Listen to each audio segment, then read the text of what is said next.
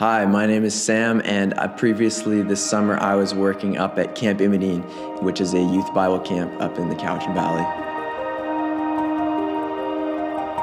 My role this summer was a little bit nebulous. I was hired on as the male head summer staff, and my role in that position was essentially to organize the staff team. We had 25 full-time staff members, ranging from about 16 to 22, and so I was in charge of coordinating and supporting them in it, both spiritually and just in their day-to-day work. And then as we moved into the summer and things started to shape up with COVID regulations loosening, thankfully, we were able to put on a bit more of a program, and so I took on the role of program director as well, putting together the games and activities for the kids and sort of heading up that sort of role as well.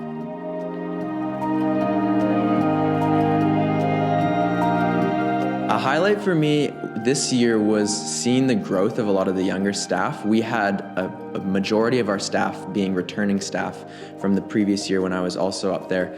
And so just seeing them grow in their faith and in their maturity and their ability to lead youth was pretty incredible in the 10 months that we had been separated there. The leaps and bounds that they took, and then within the 2 months that they were up there as well. It was pretty incredible to see and just really encouraging, as this is like the next generation of youth. I feel weird saying that as a 20-year-old, but it's the next generation of leaders for our kids in this camp setting and beyond. A big challenge for us was the uncertainty coming into the summer about what COVID regulations would allow. And so up until about mid-June, we were still operating under the assumption that we would only be able to run day camps and not overnights. However, thankfully, Bonnie Henry allowed us to be able to do overnight camps. However, that put us back about a month and a half planning-wise as far as what we usually have to organize those overnight camps. And so that really put us into 110% getting ready for that. We had about a half a week where we decided, yes, we're gonna do overnights and we're gonna have a full program. And then we had half a week of nothing, and then a week of our family camps, and then we had to implement it. And so as we're running this family camp, we're also putting together 2 months worth of program. So that was a very exciting challenge for sure, but one that tested us and limited our sleep a little bit.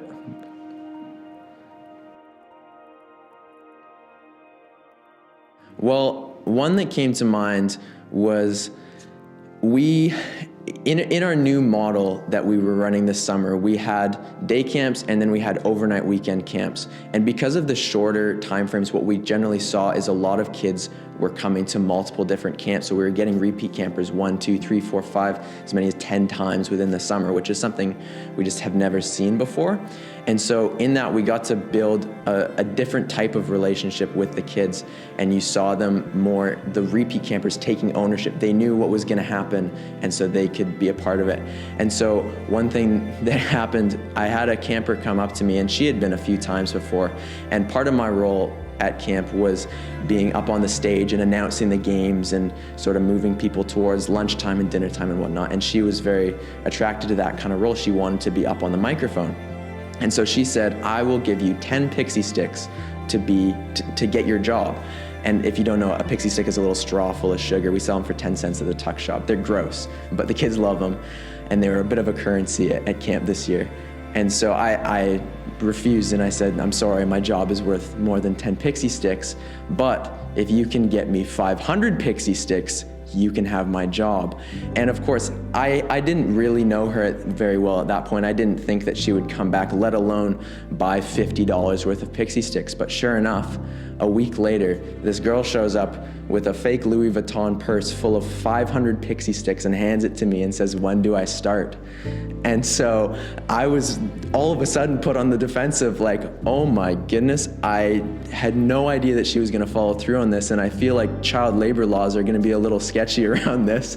But I talked to Chris, the director, and we worked it out, and we said, okay, yeah, if you wanna work, then by all means, you're gonna be the program assistant for this next day that you're here.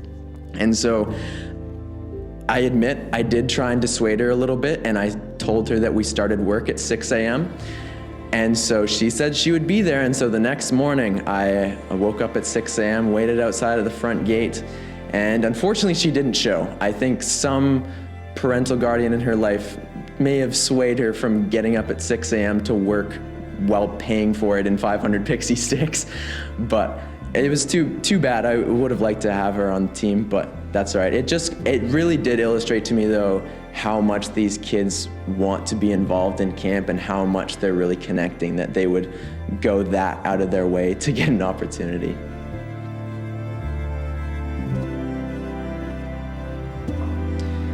This year, I definitely learned that I enjoy an organizational role more than I thought I did. I had previously been attracted to the more creative side of what camp allows, with playing games and building characters, but I actually quite enjoyed being able to work with the staff and help them through what they were having struggles with, and also just making sure the pieces were in place for all of our different events. I did a lot of event planning, because at camp, what might be a signature event for an entire season somewhere else is just a Thursday afternoon. And so there was a whole lot of making sure everyone knew what what needed to happen, when it needed to happen, where, why, how, and being able to sort of see all of that and organize that was a very rewarding experience for me that I had not foreseen at all.